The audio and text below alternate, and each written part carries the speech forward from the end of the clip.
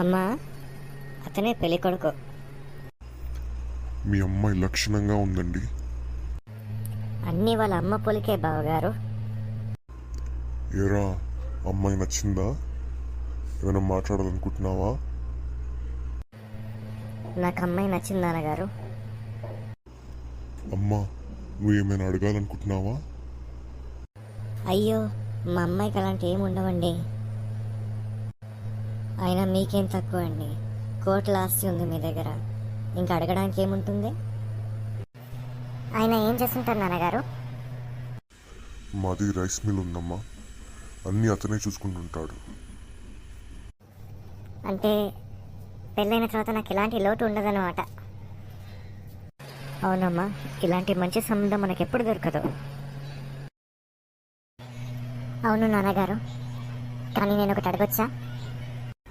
అయ్యో, మొహమాటం లేకుండా అడగమ్మా. మీరు బాగా ఉన్నవాళ్ళని అర్థమైంది, కానీ నాకు ఒక డౌట్ ఉంది. అడగమ్మా.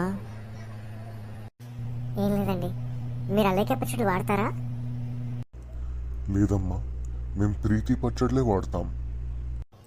మరి ముందెళ్ళి కెరీర్ మీద ఫోకస్ చేయండి. అలేకే పచ్చడి కొనడం చేత కాని వాడు నన్ను పెళ్లి చేసుకుంటాడా? నానా, నాకు ఈ సంబంధం వద్దు. అవునమ్మా, అలేకే పచ్చడి కొనడం కూడా చేత కాని వాడు మన ఇంటికి అల్లుడుగా సరిపోడు.